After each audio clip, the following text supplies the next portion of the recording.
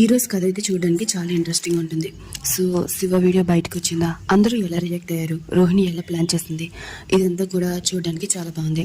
So ఏం జరిగిందనేది నేను సింపుల్గా షార్ట్ కట్లో ఎక్స్ప్లెయిన్ చేస్తాను. ఇలాంటి అప్డేట్స్ కోసం సబ్స్క్రైబ్ చేసుకోండి. ఇంకా మీకు ఎలాంటి ఎక్స్ప్లెనేషన్స్ కావాలి అనేది నాకు కామెంట్ చేసి చెప్పండి. మీనా అయితే బాలు గురించి ఆలోచిస్తుంది. తను ట్రిప్కి వెళ్తాడు కదా, ఫోన్ లేకుండా ఎంత ఇబ్బంది పడుతున్నాడా అని. అండ్ తన చెల్లెలు ఫోన్ చేస్తుంది. ఇక బాలు కోసం మంచి ఫోన్ చూడమని, ఫోన్ పోయిందని చెప్తుంది. నాకన్నా శివకి విషయం బాగా తెలుసని వాడికి ఫోన్ చేసి ఎక్కడ కలవాలనేది అడగమని చెప్తుంది తన చెల్లి. సరే అంటుంది మీనా.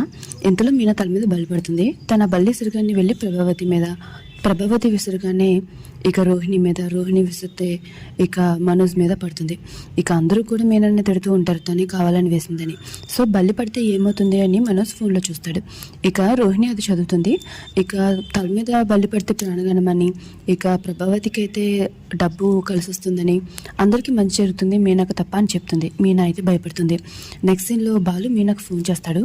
మీనా బయట ఉంటుంది. ఇక ఫోన్ లిఫ్ట్ చేసి ఎలా ఉన్నారు ఏంటి అని అడిగి కాసేపు సరదాగా మాట్లాడుకుంటారు. ఆధార్తో బలపడిందని, ఏదో జరగబోతుందని మీనా చెప్తుంది. ఇదంతా నమ్మొద్దని బాలు అంటాడు.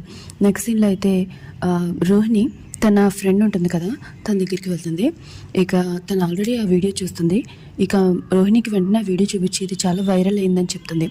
ఇక ఏం చేయాలి, ఎలా అయితే వాళ్ళ ఇంట్లోకి చూపించాలి అనేది రోహిణి ప్లాన్ చేస్తుంది. నీ వల్ల ఒక కుటుంబం మొత్తం చెల్లచెదురైపోతుంది. నీ స్వార్థం కోసం నీ కుటుంబాన్ని చెల్లచెదురు చేస్తున్నావు.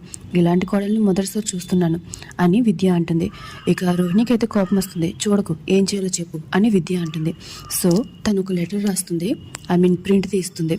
మనోజ్కి ఎలా అయితే ఈ విషయం చెప్పాలో అలాగా తెలివిగా ప్లాన్ చేస్తుంది అనమాట. సో మనోజ్కి కూడా ఈ విషయం తెలుస్తుంది. తనైతే ఆ మెసేజ్ని, ఆ వీడియోని కూడా ప్రభావతికి చూపించమని ప్లాన్ చేస్తాడు. రోహిణి ఇదంతా ప్లాన్ చేస్తుందని తనకు తెలియదు కదా, సో తనే ప్లాన్ చేస్తానని అనుకుంటాడు. ఇక మనకు ప్రభావతిని చూపిస్తారు. ప్రభావతి అయితే చాలా కోపంగా డ్యాన్స్ చేస్తూ ఉంటుంది. సో ఇక ఇక్కడితో ఎపిసోడ్ కంప్లీట్ అవుతుంది. నెక్స్ట్ ఎపిసోడ్లో ఏం జరిగిందో తెలుసుకోవాలనుకుంటే సబ్స్క్రైబ్ చేసుకోండి. Thanks for watching.